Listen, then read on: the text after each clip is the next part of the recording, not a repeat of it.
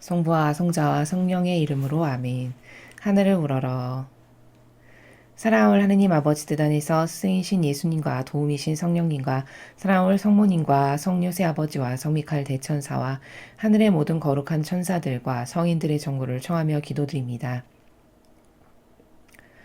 예수님과 어머니의 하나 되신 성심 안에 아버지께서 사랑하시는 자녀들, 그리고 특별히 이 대한민국에 살아가는 그리고 미국에 살아가는 자녀들 중에 아버지께 속한 아버지께서 구원하길 원하시고 사랑하시는 자녀들과 트럼프 대통령과 그를 돕는 선의 모든 세력들과 또 저희 사명과 저희 제자들과 십자가 사도직 저희와 하나 된 영혼의 영과 협력자들 그 밖에도 전 지구상에서 아버지께서 살리기를 원하시고 구원하기를 원하시는 아버지께 속한 자녀들을 예수님과 어머니 하나 되신 성심을 통하여 아버지의 뜻에 봉헌드립니다.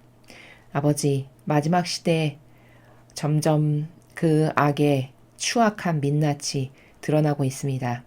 아버지께서 성경에서 말씀하셨듯이 이 모든 악이 대낮처럼 온 인류 앞에 다 들추어져서 이제 모든 이가 저것이 마귀다라고 아이부터 노인에 이르기까지 알아볼 수 있는 날이 다가오고 있습니다. 그날을 빨리 다가오게 하시어 패망할 것은 패망케 하시고 또 죽여 없앨 것은 죽여 없애시며 온 인류를 속인 그리고 아버지께 대적한 역겨움과 모욕과 치욕으로 매일같이 아버지의 자리에 앉아서 마귀의 입으로 모욕을 드렸던 모든 악을 어서 빨리 대한민국과 미국에서 산산조각 내시고 바수어 주셔서 골통을 부숴놓으시고 숨통을 끊어놓으시옵소서. 뿌리째 거두시어 영원히 꺼지지 않는 지옥불에 던짐으로써 이제 아버지께 속한 선의 세력이 지도자가 되고 리더가 되고 나라를 이끄는 선의 세력이 될 수 있도록 그런 나라로 대한민국을 새롭게 탄생시켜 주시고 개조시켜 주시고 다시 건국시켜 주시옵기를 간곡한 갈망으로 청원드립니다. 이 모든 기도 우리 주 그리스도를 통하여 비나이다. 아멘. 성부와 성자와 성령의 이름으로 아멘. 안녕하십니까. 하느님의 뜻 선교의 윤피아수녀입니다. 자, 오늘도 성경을 통해서 하느님께서 인류에게 가르쳐 주시는 아름답고 지고하신 진리의 세계 여러분과 함께 살펴보도록 하겠습니다. 2020년 11월 24일 화요일입니다. 제1독서 요한계시록 14장 14절에서 19절까지의 말씀입니다. 나 요한이 보니 흰 구름이 있고 그 구름 위에는 사람의 아들 같은 분이 앉아 계셨는데 머리엔 금관을 쓰고 손에는 날카로운 낫을 들고 계셨습니다. 또 다른 천사가 성전에서 나와 구름 위에 앉아 계신 분께 큰 소리로 외쳤습니다. 낫을 대어 수확을 시작하십시오. 땅의 곡식이 무르익어 수확할 때가 왔습니다. 그러자 구름 위에 앉아 계신 분이 땅 위로 낫을 휘두르시어 땅의 곡식을 수확하셨습니다. 또 다른 천사가 하늘에 있는 성전에서 나왔는데 그도 날카로운 낫을 들고 있었습니다. 또 다른 천사가 제단에서 나왔는데 그는 불에 대한 권한을 지닌 천사였습니다. 그가 날카로운 낫을 든 천사에게 큰 소리로 외쳤습니다. 그 날카로운 낫을 대어 땅의 포도나무에서 포도송이들을 거두어 들이십시오. 포도가 다 익었습니다. 그러자 그 천사가 땅 위로 낫을 휘둘러 땅의 포도를 거두어 들이고서는 하느님 분노에 큰 포도 확에다 던져 넣었습니다. 주님의 말씀입니다. 하느님 감사합니다. 자, 오늘 여러분께서 지금 저와 함께 읽으신 요한계시록 14장은 심판에 관련된 내용입니다. 자, 심판이 구체적으로 어떻게 이루어질 것인가에 대해서 사도 요한을 통해서 예수님께서 친히 7개의 봉인을 띄시고 보신 그 천상의 사실적이고 실제적인 계시를 사도 요한을 통해서 지금 온 인류에게 특히 마지막 시대를 살아가고 있는 우리에게 말씀하고 계신 것이고 깨닫게 하시고 계신 것입니다. 자, 보니 여기 예수님께서 직접 낫을 휘두르셔서 수확을 하시는 그런 부분이 있고 그 다음에 이 뒤에 보니까 천사가 낫을 휘둘러서 수확을 하는 이렇게 케이스가 다른 것을 우리가 볼 수 있습니다. 여기서 발견할 수 있는 것이 뭐냐? 아, 가야 할 곳이 다르다는 거죠, 영혼들이. 그 가야 할 곳이 다른 것이 어떤 영혼은 예수님이 직접 수확하시고 어떤 영혼은 천사가 수확하고 그 천사도 등급이 있는 것이 어떤 천사는 성전에서 나왔고 또 어떤 천사는 제단에서 나왔고 이렇게 다 각각 맡은 바 소임에 따라 다 다른 직급과 계급이 있음을 우리가 이 계시록을 통해서 확인할 수가 있습니다. 자, 보니까 흰 구름이 있고 구름 위에 사람의 아들 같은 분이 앉아 계셨대요. 머리엔 금관을 썼고 날카로운 낫을 들고 계셨다고 하죠. 누굴까요? 예수 그리스도시죠. 아, 예수님이 직접 추수를 하시는구나 라는 것을 사실적으로 알 수 있죠. 금관을 썼다는 건 뭘까요? 왕임을 뜻합니다. 온 인류를 심판할 수 있는 자격이 예수님께 있으심을 아버지께로부터 인정받으신 나는 하늘과 땅의 모든 권한을 다 받았다라고 스스로 말씀하셨잖아요. 온 인류를 위한 창조도 하셨고 배상과 보속도 완벽하게 하신 그러므로 살릴 자격도 죽일 자격도 있으신 유일하신 분 바로 예수 그리스도시죠. 왕의 상징인 금관을 쓰고 계신 겁니다. 추수할 자격과 자격이 있으신 유일한 왕이신 분이라는 것을 나타내는 것이죠. 그리고 낫을 들고 계셨다. 추수 때가 된 거죠, 이제. 마지막 심판의 때가 된 겁니다. 그리고 보니까 다른 천사가 성전에서 나와서 구름 위에 계신 예수님께 뭐라고 외치고 있냐. 낫을 대어 수확을 시작하십시오. 땅의 곡식이 무르익어 수확할 때가 왔습니다. 이렇게 선포를 하는 것을 알 수 있습니다. 즉 아버지의 어명을 천사가 받들어 모셔서 선포하고 있음을 볼 수 있죠. 그랬더니 예수님께서 구름 위에 앉아 계신 분은 바로 사람의 아들 같은 분이라 하셨으니까 예수 그리스도시죠. 그분께서 땅 위로 낫을 휘두르시어 땅의 곡식을 수확하셨습니다. 이렇게 전하고 있습니다. 그러니까 예수님이 직접 수확하시는 영혼이 있는 거예요. 자, 그럼 누굴까요? 예수님이 직접 수확하시는 것은 예수님과 어머니의 모범을 닮은 예수님과 어머니께서 이 지상에서 아버지의 뜻을 이루시면서 의인의 정신으로 사셨던 그 똑같은 의인의 정신으로 살았던 영혼들.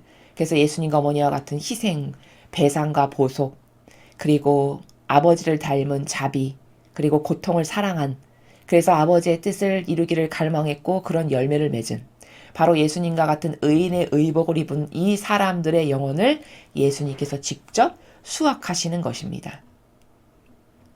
자, 이렇게 예수님께서 직접 수확하시는 것은 여러분 볕단이 있으면 그 벼의 알곡을 그대로 수확하시는 것이죠. 자, 그런데 반면에 또 어떤 부류가 있냐? 또 다른 천사가 이제 하늘에 있는 성전에서 나왔는데 그 천사도 날카로운 낫을 들고 있었대요. 근데 또 다른 천사가 또 있어요. 성전에서 나온 천사가 있고 이제 제단에서 나온 천사가 등장합니다. 앞에는 예수님이 직접 추수를 이미 하셨어요. 그 추수는 누굴까? 지옥 갈 것을 예수님이 직접 추수하시진 않죠. 천상에 데려다 놓을 영혼을 예수님께서 직접 추수하시는 거예요. 그럼 어떤 영혼들일까? 제가 말씀드린 바와 같이 예수님과 어머니의 정신과 모범과 가르침과 카리스마, 그것에 용해되고 그것에 하나 된, 그래서 예수님을 닮은 의인으로 살았고 성모님을 닮은 아버지의 뜻에 완벽하게 일평생 순종하셨던 완덕과 순종의 모범으로 살았던 이런 영혼들. 그래서 두 분의 의인의 의복을 입은 그런 영혼들을 예수님께서 직접 수확하시는 것이 전반부에 나왔습니다. 자, 후반부에 보니 또 다른 천사는 제단에서 나왔는데 불에 대한 권한을 가지고 있대요. 그럼 여러분, 저 불은 어떤 분일까요? 그렇죠. 심판의 불. 지옥에 던져질 뜨거운 그 죄악을 영원히 태워 없앨 그런 심판의 무서운 불이죠. 그런 권한을 지닌 천사예요. 근데 그 천사가 날카로운 낫을 든 천사에게 17절에 나오는 성전에서 나왔다고 하는 날카로운 낫을 든 천사에게 큰 소리로 외치는 거예요. 그 날카로운 낫을 대어 땅의 포도나무에서 포도송이들을 거두어 들이십시오. 포도가 다 익었습니다. 자, 이제 모든 기회가 다 지나갔고 심판의 순간이 다가와서 지금 추수를 하는 순간임을 우리가 알 수 있죠. 그렇게 외쳤더니 그 천사가 땅 위로 낫을 휘둘러서 땅의 포도를 거두어 들이고서는 하느님 분노의 포도 확에다 던져 넣었다라고 전하고 있습니다. 자, 앞에 예수님께서 직접 추수한 것은 추수해서 그 알곡을 그대로 천상에 가져가기 위한 것이고, 두 번째, 저 천사가 이제 때가 다 됐으니 포도송이를 거두어드리라고 해서 포도송이를 거두어드린 다음에 그 다음에 저 영혼들은 어떤 처분을 받고 있죠? 하느님 분노에 큰 포도 확에다가 집어 던졌다고 했어요. 자, 그럼 포도 확이 무엇인지를 알아야 됩니다. 자, 여러분, 확이 뭐냐면 저 성경의 영문 원서를 보면 포도 짜는 기계예요. 포도즙을 짜는 기계. 여러분, 그 믹서기와 같은 거, 혹은 예를 들면 그 요즘에는 그 녹즙기와 같이 알맹이를 넣고 짜 돌리면 즙만 나오고 건더기는 따로 뭉쳐지는 이런 기계 아시죠? 마치 그런 것과 같이 포도즙을 짜는 기계라고 되어 있습니다. 그러면 저 낫을 휘둘러서 땅의 영혼들을 추수해서 거두어들이고는 하느님 분노, 하느님이 노여워하시는 분노에 확에다가 던져버렸다는 건 뭘까? 마치 녹즙기에서 알곡을 넣어서 짜내면 거기 즙 나오고 알갱이들은 완전히 으그러지고 바스러지고 으깨어져서 형체를 알아볼 수 없을 만큼 뭉그러지죠. 영혼이 지옥에 갈 영혼이 바로 그렇게 지옥의 분노의 불바다에 집어 던져진다는 뜻입니다. 너무너무 소름 끼치도록 무서운 일이죠. 포도 확이 굉장히 중요해요. 앞에 추수는 예수님이 직접 하셔서 그걸 다 거두어서 천상에 가져가시는데, 뒤에 추수는 보니까 천사를 시켜서 하시고 그 위임받은 천사가 배 버리고서는 그 다음 처분이 어떻게 되나 보니까 분노의 큰 포도 확에다가 집어 던지는 걸 볼 수 있어요. 영혼들을. 그럼 이건 뭘까? 앞에는 예수님과 어머니의 정신과 가르침과 모범과 카리스마로 살아서 의인의 옷을 입어서 천상에 가기에 합당한 영혼들이고, 이 후미에 나오는 영혼들은 죄악으로 가득하여 지옥에 갈 수밖에 없는 영혼들이죠. 근데 그 지옥이 여러분이 생각하는 것처럼 그래 좀 뜨겁겠지, 이게 아니라는 거예요. 포도 확이라는 것은 녹즙기, 휴론과 같은, 예를 들면 거기에 뭔가를 넣으면은 알맹이는 다 완전히 바스러져서 으깨어져서 형체도 알아볼 수 없고 즙만 짜내지는 이런 게 확이라는 거거든요. 영혼들이 거기 집어 던져진다는 거예요. 그런 거기 집어 던져진 영혼들은 뼈건 살이건 상관없이 갈갈이 다 쪼개지고 부수어지고 으깨져서 포도가 으그러져서 형체를 알아볼 수 없듯이 그렇게 으그러지고 이 영혼의 진액만 빠져나오는 이런 엄청난 형벌을 받게 된다라는 것이죠. 이게 지옥의 고통을, 어떤 지옥의 고통인지를 19절을 통해서 우리가 확인할 수 있습니다. 자, 그리고 또 하나 발견할 수 있는 건 뭐냐? 가야 할 곳이 다른, 그 영혼의 상급을 쌓은 거, 영혼이 지은 죄에 따라 가야 할 곳이 다른데, 그 가야 할 곳이 다른 영혼들의 계층에 따라 추수하는 사람도 다르다. 어떤 영혼은 예수님이 추수하시고 어떤 영혼은 불의 권한을 가지고 있는 무시무시한 뜨거운 정화시키고 태워 없애는 불에 대한 권한을 가지는 천사에 의해서 날카로운 낫으로 쳐지는 이런 영혼도 있구나. 이게 실제적인 천상의 나라구나 라는 것을 발견할 수 있죠. 자, 그런데 예수님이 아까 추수해서 천상의 나라에 가져간 영혼들은 여러분 별을 베면 그 알곡이 그대로 있죠. 예수님은 그 알곡을 그대로 가지고 천상에 가신 거예요. 자, 그럼 그 알곡이라는 것은 거기 생명력이 있습니까? 없습니까? 있죠. 벼의 껍데기를 벗기면 거기 쌀, 톨이 나오잖아요. 그 쌀은 땅에 심으면 또 나을 수 있는 생명력을 지닌 자체예요. 그 생명력을 지닌 영혼들은 그거 그대로 하늘에 데리고 가고, 여기 죄악으로 가득해서 지옥 갈 수밖에 없는 영혼들은 그 확에 집어던져져서 갈리는데 완전 뼈건 살이건 뭐건 상관없이 으스러지고 부스러지고 으깨지고 짓눌려져서 형체를 알아볼 수 없는 으깨진 상태. 여기 생명력이 있습니까? 없습니까? 생명력 없죠. 그 포도 으깨진 걸 땅에 심었다라고 해서 포도가 나나요? 안 나죠? 생명력 없이 이미 죽은 거라는 거예요.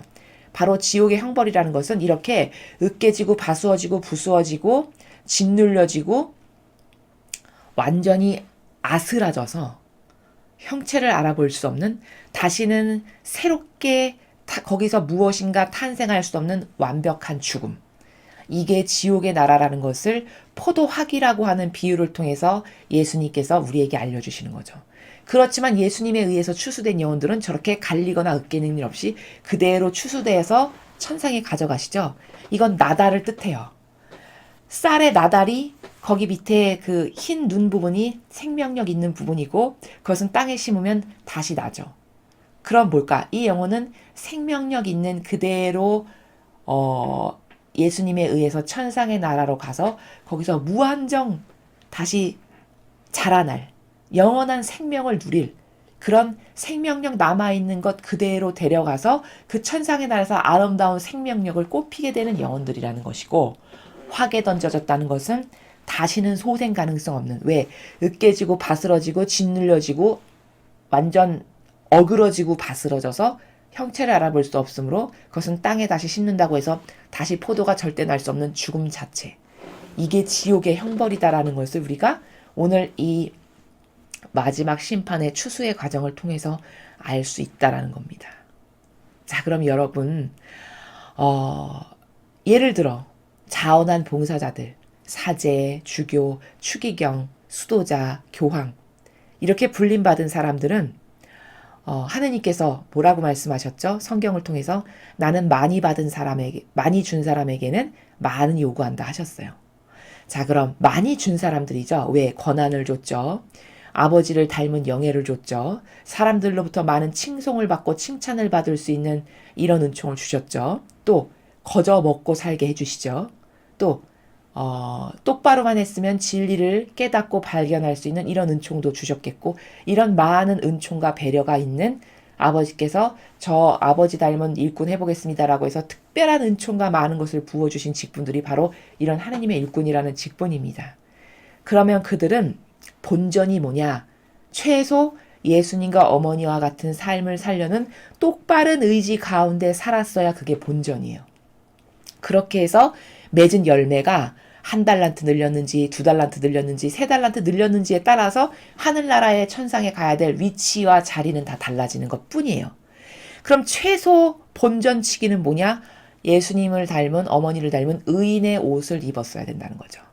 두 분의 정신을 닮은 열매를 맺은 게 있었어야 한다는 거예요. 그러면 예수님에 의해서 추수가 돼서 하늘나라에 갈 수 있는 게 바로 그럴 때만 가능하다는 거예요. 자, 만약에 근데 그런 불림을 받았어요. 자원에서 그런 봉사자로 살겠다고 해서 도전을 했어요. 그런데 거기 한평생의 삶에 예수님과 어머니를 닮은 어떤 의인의 희생의 삶으로서 맺은 열매에 의복을 입은 게 하나도 없다. 예를 들어 12제자와 같은 복음 선포를 했거나 병자를 고쳤거나 불쌍한 영혼들을 돌봐서 그 영혼들을 하느님께로 자꾸 이끌었거나 뭐 치유를 시켜줬거나 복음을 전해서 사람들의 사고방식에 개조가 일어나게 한다거나 이런 기타 등등 예수님이 하셨던 이런 것을 한, 또 모두를 섬기는 종으로서 희생과 배상과 보속을 매일 하는 고통의 삶을 자처했다거나 이런 어떤 열매가 없다. 그럼 어떻게 돼야 마땅할까요? 저 분노의 포도학에 집어 던져져야 되는 게 마땅하다는 것이죠. 근데 저 분노의 포도학이 제가 지금 비유로서 여러분에게 말씀드렸듯이 어마무시하게 무서운 형벌이라는 것이죠. 여러분, 영혼은 죽은 게 아니에요. 영혼은 우리가 지금 목숨을 부지하고 있는 이 지상에서 살아가는 생명체처럼 모든 아픔과 고통을 다 느끼는 게 영혼입니다. 자, 그럼 모든 것을 느끼는 그 영혼이 갈갈이 지껴지고 으깨어지고 짓밟아지고 바수어지고 부수어지는 믹서기에 던져지는, 예를 들면 그런 고통을 영혼이 당한다. 여러분, 이게 얼마나 고통스러울지 한번 추상해 보세요. 지옥이 바로 그런 곳이라는 것이죠. 그런 곳에 집어 던져진다는 거예요. 아버지의 뜻으로 살지 않고 남을 속인 사기꾼 강도로 살았기 때문에. 참 무서운 일이죠. 자, 그리고 또 우리가 발견할 수 있는 많은 관점이 있는데, 여러분이 오해하시는 것들 중에 이런 게 있습니다. 저렇게 예수님에 의해서 추수돼서 천상의 좋은 곳에, 높은 곳에 가는 것은 죄 없어야 가나 봐. 아닙니다. 그 기준 아니에요. 여러분, 인간 중에 죄 짓지 않은 인간 단 한 명이라도 있을까요? 지구상에 살아가는 예를 들어 75억 명이라면 75억 명 인구 중에 죄 안 지은 사람 단 한 명도 없습니다. 왜 장담할 수 있죠? 이미 원죄를 갖고 태어났어요. 원죄만 있냐? 아니죠. 조상으로부터 이어져 내려온 나쁜 악습. 게다가 내가 이 나의 지금 현재 위치와 이 환경 가운데서 살면서 내가 매일같이 깨닫지 못하고 짓는 나의 자아와 사욕과 욕망과 이기심과 자애심을 돌보느라 짓는 수없이 많은 죄. 이 모든 죄악으로부터 자유로울 수 있는 인간? 아무도 없다는 거예요. 근데 사람은 어떤 오해가 있냐면요. 죄 없어야 저렇게 천상의 하늘나라에 가나 봐. 착하고 저렇게 거룩하신 분들, 예를 들면 교황님, 주교, 추기경 이런 분들은 반드시 하늘나라에 가겠지? 엄청난 오해라는 거예요. 여러분, 죄 없어야 하늘나라 간다면 갈 수 있는 사람이 아무도 없죠. 도대체 그럼 어떤 사람이 저렇게 예수님에 의해서 추수가 될 것인가? 바로 그것은 무엇을 행해서 열매를 맺었는가예요. 과연 일평생의 삶이 예수님과 어머니를 닮은 열매를 맺은 게 있는가 없는가? 이게 기준이에요. 즉 무엇을 일평생 행하고 살았는가가 심판의 기준이라는 겁니다. 여러분 생각해 보십시오. 인간의 사고방식이 얼마나 잘못됐나? 구약의 사람들이 가장 위대한 지도자라고 떠받들었던 모세를 생각해 보세요. 모세가 훌륭히 물론 잘 살았죠. 근데 그 모세가 어떤 사람이었냐? 살인자였어요. 살인자. 동족을 죽이고서는 무서워서 두려워서 광야로 도망간 바로 살인자였단 말이에요. 그 동족을 괴롭히는 그 병사를 죽이고서는. 그럼 사람의 눈으로 봤을 때는 살인자를 하느님의 일꾼으로 쓴다는 게 여러분 이해가 되세요? 이해가 안 된단 말이죠. 자연법에서는. 여러분 지금 생각해 보세요. 뉴스에 신문에 나는 그런 살인자를 살인자여서 감옥에 가야 될 사람을 하느님이 당신의 일꾼으로 뽑아서 쓰신다면 그거를 납득할 수 있는 자연법의 사고방식으로는 누가 그걸 납득하겠느냐는 거죠. 그렇지만 하느님은 그런 살인자를 쓰셨다는 거예요. 일꾼으로. 그리고 그는 충직하게 일평생 하느님의 도구로서 열심히 살았단 말이죠. 비록 말년에 조금 부족함이 있어서 가나안 땅을 못 들어가긴 했지만 모세가 충직한 하느님의 일꾼이고 하느님의 얼굴을 마주 대하시고 통교를 하셨던 이런 훌륭한 일꾼이었단 말이에요. 그럼 지금 시대로 따지면 뉴스에 얼굴 나오는 살인자를 하느님 아버지께서 일꾼으로 쓰셨다면 누가 그걸 받아들이겠냐는 거죠. 바로 이렇게 진리는요. 인간적 사고방식하고 완전히 다릅니다. 즉 예수님에 의해서 추수가 돼서 하늘나라에 가는 것도 살인자였대. 사람 죽였대. 이렇게 해서 하늘나라를 반드시 못 간다? 그런 법도 없고 그럼 살인자도 무조건 하늘나라 간다? 이것도 아니에요. 그 모든 죄악은 하느님 보시기에는 대동소이하게 다 죄인이라는 거예요. 문제는 뭐냐? 기준이 누가 과연 아버지의 뜻을 행했느냐예요. 누가 과연 예수님과 어머니의 정신을 닮아서 아버지의 뜻을 행한 열매를 많이 맺었느냐 안 맺었느냐가 심판의 기준이 된다라는 겁니다. 그러므로 여러분도 지금부터라도 하느님의 뜻을 많이 행하시면 천상의 높은 곳에 얼마든지 가실 수 있는 거라는 거예요. 그러나 아무리 교황이 아니라 교황 할아버지여도 매일같이 성경에 나오는 것하고 반하는 동성애자나 끌어안고 차별금지법 세우고 몽둥이 들지 않은 폭행하는 자가 근본주의자라고 가르치고 지옥은 없다. 그저 영혼은 죽고 나면 소멸하는 것이지. 이런 성경에 나오지 않는 거짓 예언을 맨날 한다. 그럼 이 사람이 오히려 저 큰 분노에 포도하게 집어던져질 확률이 더 높다는 겁니다. 왜? 많이 준 사람에게 많이 요구한다고 하셨으니까. 오히려 겸손하고 소박하고 착해서 청소하시는 할아버지가 매일 저는 주님 죄인입니다. 저를 불쌍히 여겨주세요.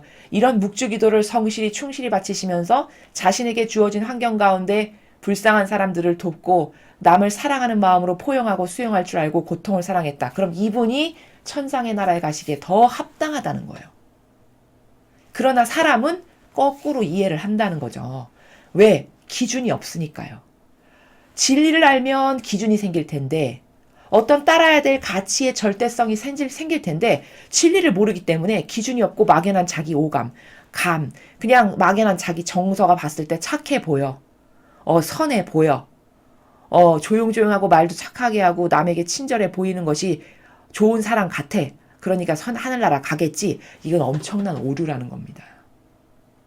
그래서 오늘 우리는 이 심판에 대해서 아주 명확하게 천상의 나라의 지금 마지막 때 추수와 심판이 어떻게 이루어지는지를 여러분이 지금 보셨어요.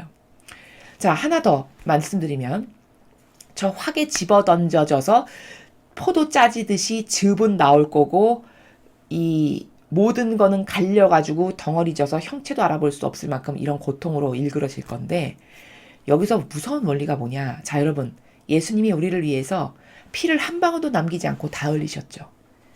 이 희생과 고통의 대가 때문에 우리가 구원을 받을 수 있는 거잖아요. 왜? 천상의 나라는 공짜가 없으니까요. 무언가는 반드시 배상과 보속을 하는 희생의 제물이 있어야만 그 희생의 값어치만큼 살릴 수 있는 게 천상의 나라예요. 공정 자체이기 때문에.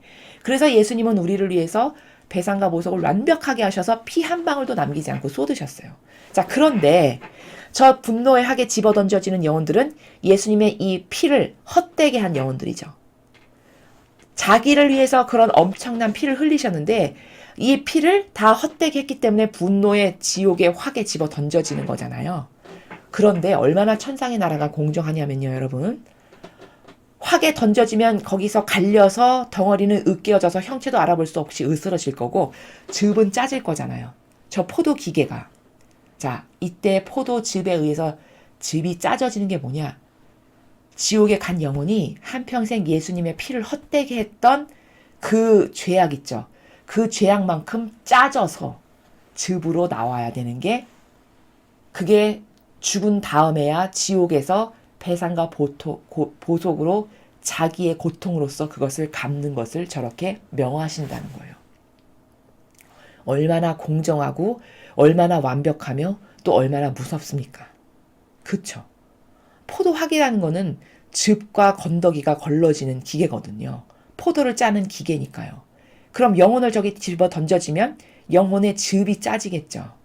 영혼의 그 건더기는 완전 박살나고 으스러질 거고요. 자, 그럼 그 영혼의 즙이 짜지는 게 뭘까요? 저 안에서 달달달달 볶이면서 온갖 고통을 당하면서 짜지는 그 엑기스.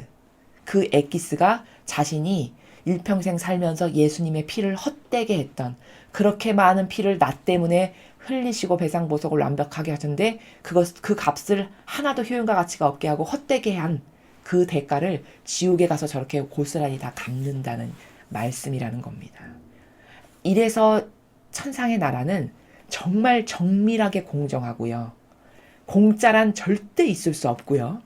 이래서 공정과 정의가 완벽하게 구현되는 세계다라는 것을 또한 발견하고 확인할 수 있다라는 겁니다.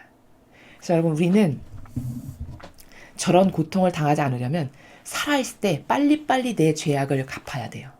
내가 응애응애 엄마 뱃속에서 태어나서 지금까지 깨닫지 못하고 지은 죄는 얼마나 많을 것이며 깨닫고도 나의 병든 기호와 정서와 경향과 나쁜 습관과 기타 등등으로 내가 지은 죄는 또 얼마나 많겠어요. 그렇죠?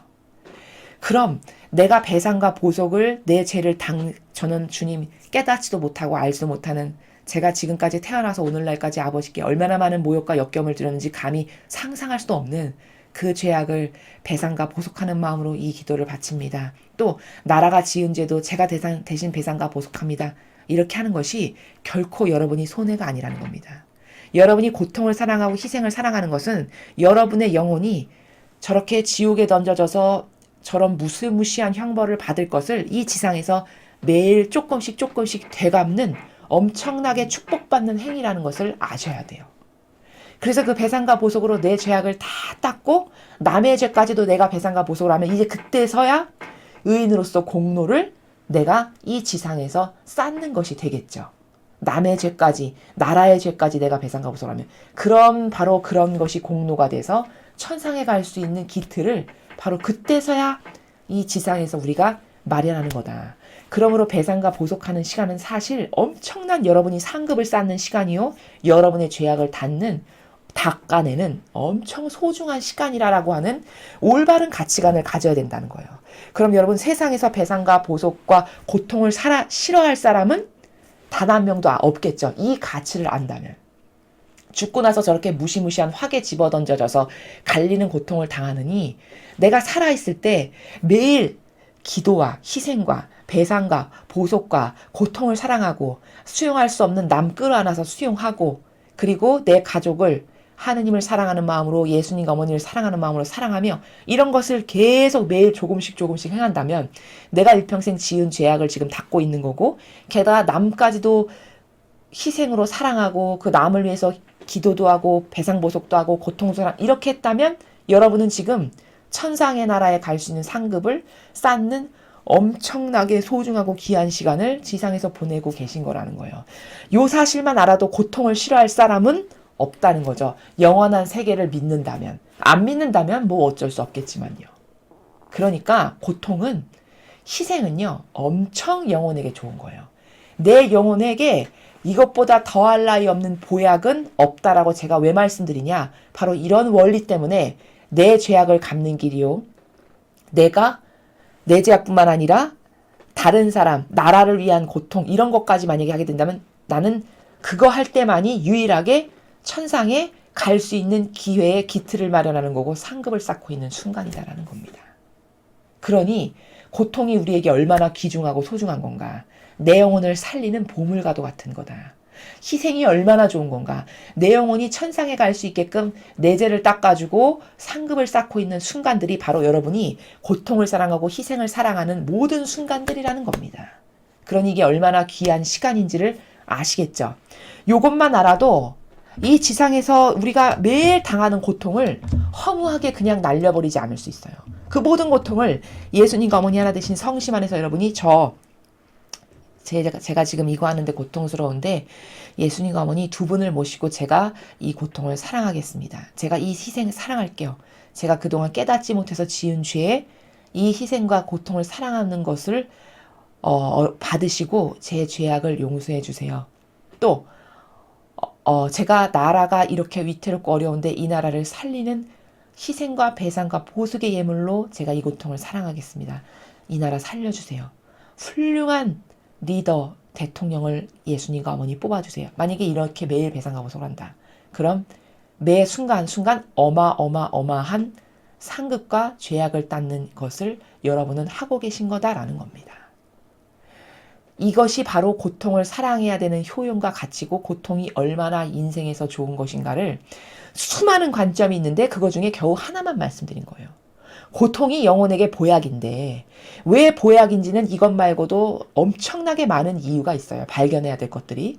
그런데 그 많은 것들 중에 오늘은 이 추수와 관련해서 이 심판과 관련해서 나에게 고통이 어떤 열매로 내 영혼을 위한 빛으로 작용할 것인데 사람들이 이걸 깨닫지 못해서 싫어하고 안달래하고 그토록 달아나고 싶어하는 것인가. 이건 엄청난 오해다 라는 것을 여러분에게 추가로 덧붙여서 말씀드립니다.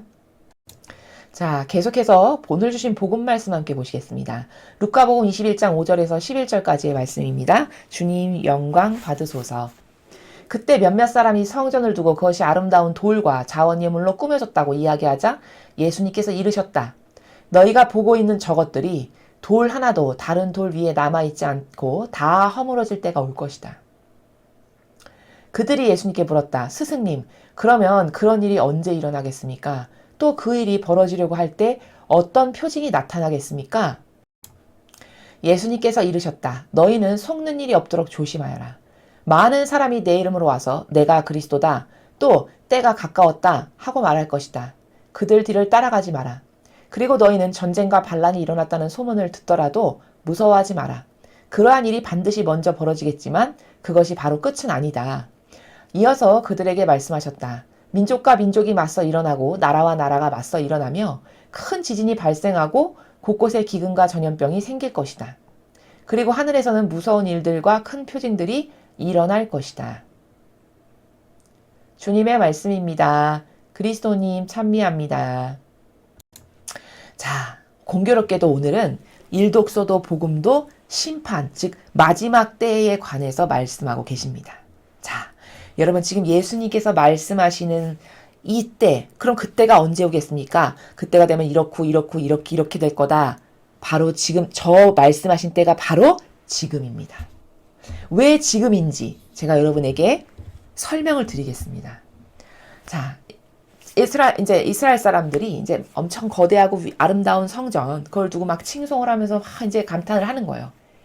막 엄청 막 돌과 아름다운 자원 예물로 꾸며졌다라고 이제 우리 성전이 이렇게 멋있어 예뻐 막 이렇게 하고 있으니까 예수님이 뭐라고 그러셨냐? 너희가 저거 그렇게 아름답고 멋있다라고 하는 그 대단한 성전이 돌 하나도 다른 돌 위에 남아있지 않고 다 허물어질 때가 올 거다. 이렇게 말씀하세요. 그러니까 얘들아, 보이는 거 대단할 거 하나도 없다. 저게 이 돌과 이 돌이 이렇게 차곡차곡 쌓여서 벽돌이 쌓여가지고 이렇게 지어지는 거잖아요, 건물이. 근데 돌 하나도 다른 돌 위에 남아있지 않다라고 하는 것은 뭐죠? 이 돌과 이 돌이 이렇게 곱게 이렇게 포개져 있지 않고 다 산산조각 다 흩어질 거라는 말이죠. 그럼 뭘까? 망할 때가 온다는 거죠. 그렇게 다 네가 대단하다고 여기는 저런 대단한 성전, 뭐 몇백 년 된 성당 저렇게 위대한 수십 년, 수백 년 걸려서 지었다는 거 그거 다 소용없는 거다. 왜?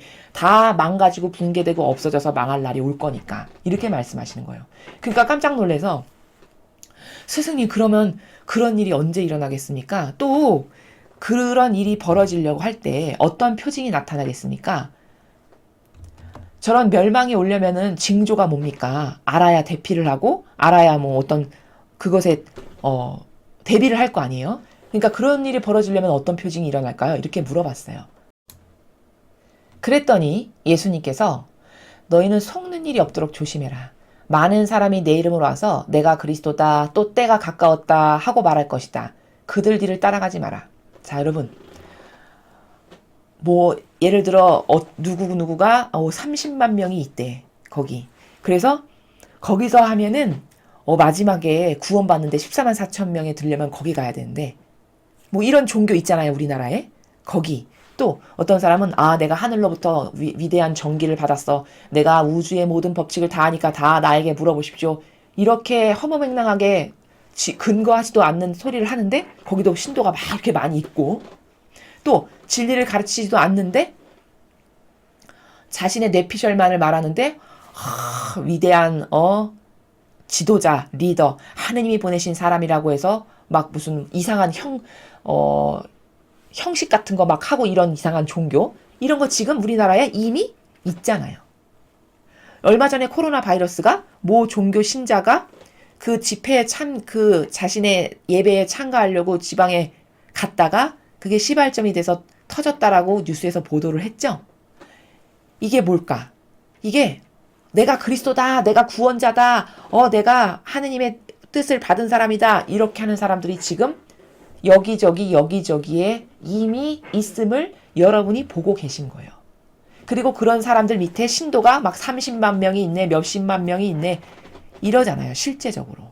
그게 뭘까? 8절에 말씀하신 시대가 이미 도래한 거예요. 내가 그리스도다, 때가 가까웠다, 망할 때가 얼마 안 남았으니까 재산을 다 싸가지고 오십시오. 이래서 진짜 재산 다 싸가고 가잖아요, 지금. 그쵸? 그게 뭘까? 8절에 말씀하신 바가 이루어졌구나. 지금이 그때구나. 이걸 아는 게 예지와 지혜와 슬기예요. 그럴 때가 있을 건데 그럴 때가 되면 따라가지 마라 이렇게 말씀하셨어요. 왜? 다 거짓 예언자고 사기꾼이고 어리숙하고 우매한 사람들 돈 뜯어내는 마귀니까. 그쵸? 그리고 너희는 전쟁과 반란이 일어났다는 소문을 듣더라도 무서워하지 마라. 그러한 일이 반드시 먼저 벌어지겠지만 그것이 바로 끝은 아니다. 전쟁과 반란. 자, 여러분. 중동 얼마나 어수선합니까? 그쵸? 맨날 무슨 파, 시아파, 순위파 맨날 싸우고 난리 나고 서로 이슬람과 거기 이스라엘끼리 으르렁대면서 언제 전쟁이 터질까 일촉즉발의 상황으로 항상 이러고 있죠. 그쵸? 또 반란, 무장 공비단체가 반란을 일으켜서 사람 죽이고 이런 거 얼마든지 있는 일이잖아요. 지금. 그런 일이 일어날 거라는 거예요. 벌써 저렇게 2000년 전에 예수님이 이미 아시고 마지막 때가 되면 이런 일이 있을 거라는 거를 알려주시는 거죠. 그치만 무서워하지 말래요. 그런 일이 있을 건데 마지막 때가 되면 그치만 그게 끝은 아니라고 하셨어요. 그걸로 종결, 멸망, 끝, 휴거 뭐 이런 거 아니라는 거죠.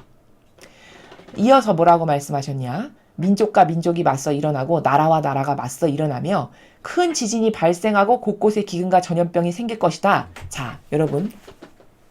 그리고 하늘에서 무서운 일들과 표징이 일어날 것이다. 자, 여러분, 민족과 민족이 맞서 지금 미국과 중국이 큰 무역전쟁 가운데 맞서고 있죠.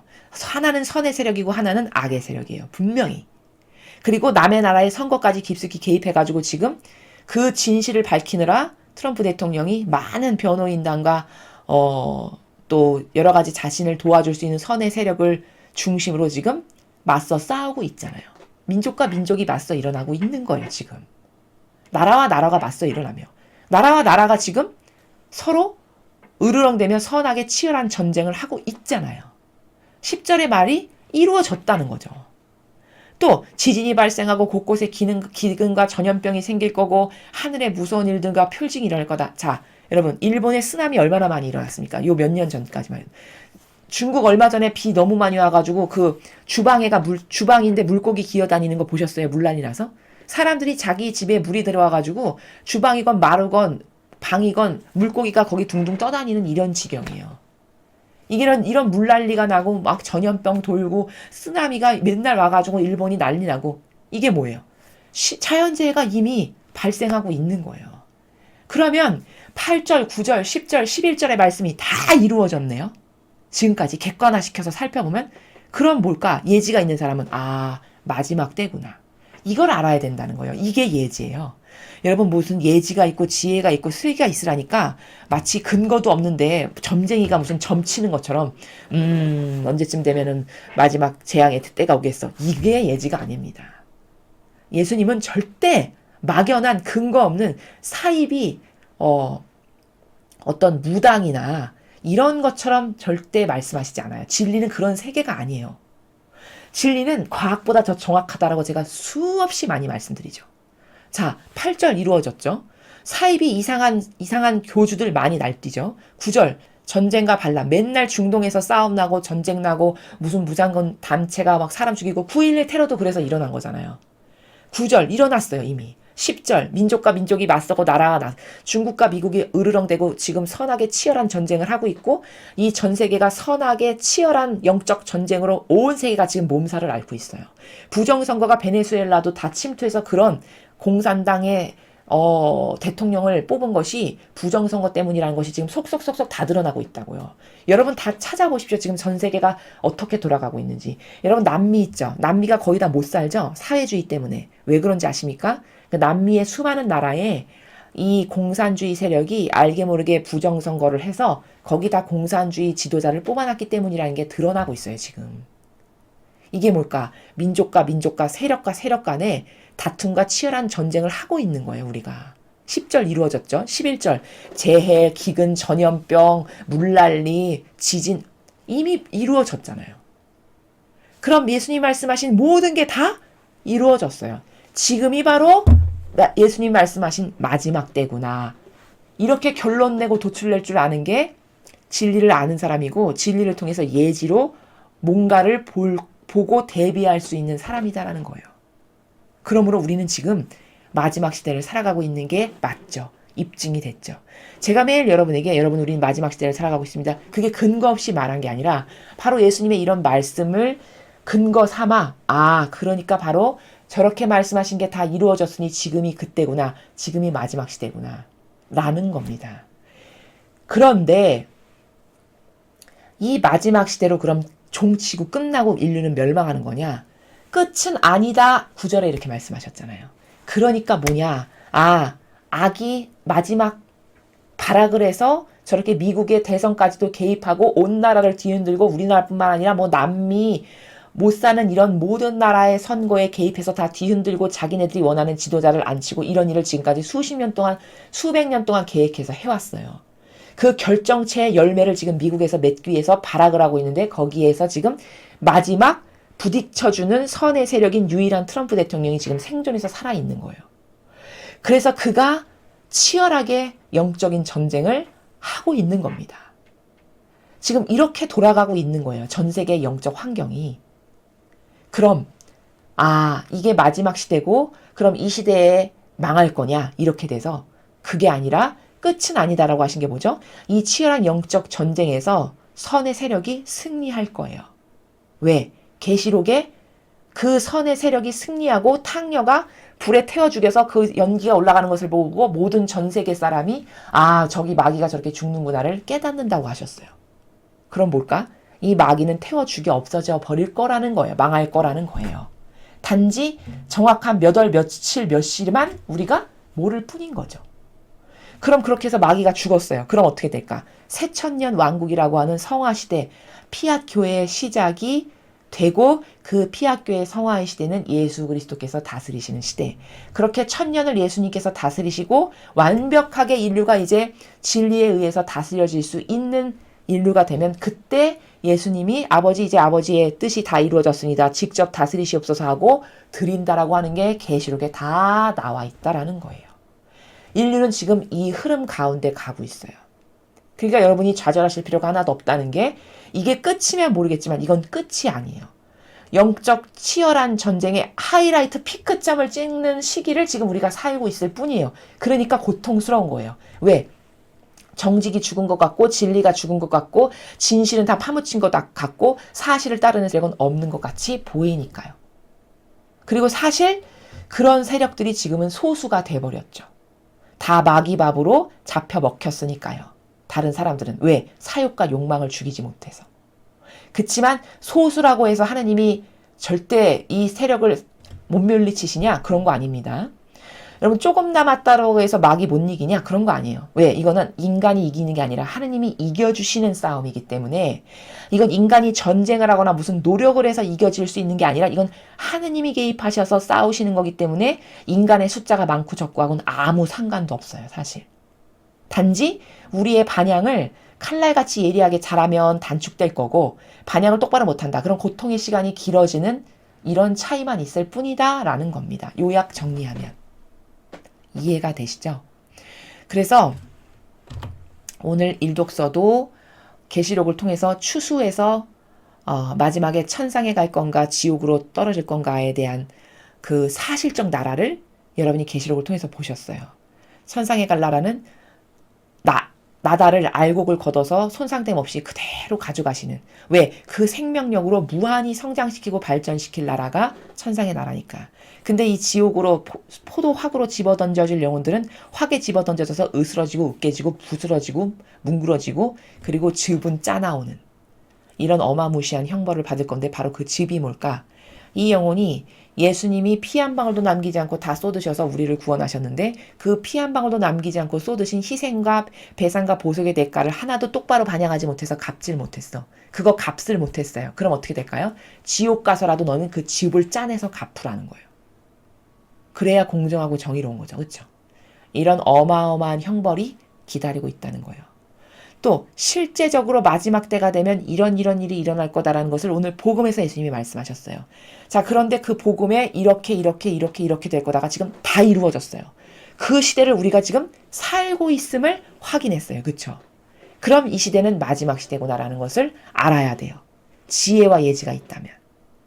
그럼 마지막 시대는 나는 어떻게 처신하고 어떤 반향을 들이고 뭘 추구하면서 살아야 되나? 이게 우리의 남은 과제잖아요. 뭐 해야 될까요?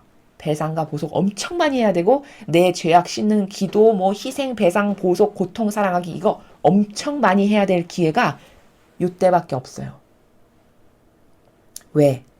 시간이 얼마 없으니까요. 멸망해서 죽을 것은 죽을 것이고 살리실 것은 살리실 것이고 그 성화의 시대로 점점 임박해져 가고 있어요. 그 남은 이 시간 안에 많은 배상과 보석과 희생과 고통을 사랑함으로써 내 죄악을 빨리빨리 많이 닦는 사람이 유리한 거고 영리한 거고 똑똑한 거고 자기 영혼을 사랑할 줄 아는 사람이에요. 그러니 우리가 할 수 있는 건 배상과 보석과 희생과 고통을 사랑하는 거. 남을 위해서인가요? 아니요. 나를 위해서요. 내 영혼을 위해서요. 그래야만 내 영혼에 희망이 있고 그렇게 나의 많은 희생과 고통과 배상과 보석으로 나라를 위해서 기도하고 누군가를 위해서 기도하고 내 사랑하는 사람을 위해서 기도하고 이런 모든 것이 다 나의 천상의 나라에 가서 내가 받아 누릴 상급의 가치가 거기에 있어요. 그 열매가 다 이 지상에서만 유일하게 맺을 수 있지 죽고 난 다음에는 아무것도 할 수 없어요. 나를 위해서. 그러니 지금이 얼마나 소중한 시간이고 순간인지 아시겠죠, 여러분? 무엇을 해야 될까지도 여러분에게 다 말씀을 드렸습니다. 그래서 우리는 오늘 배운 이 종말에 관련된 것을 가지고 앞으로 자기 자신이 어떤 목적성을 가지고 살아가야 되는가에 대해서 더 확고한 목표의식과 신념과 이런 것을 가지고 매일 자신의 의지를 올바르게 아버지께 드릴 줄 알고 올바른 반영을 할 줄 알고 또 내가 지금 내 위치에서 할 수 있는 다양한 배상과 보속을 할 수 있는 그런 여러분들이 되셨으면 좋겠습니다. 이상으로 2020년 11월 24일 화요일 복음 해설을 마치겠습니다. 감사합니다.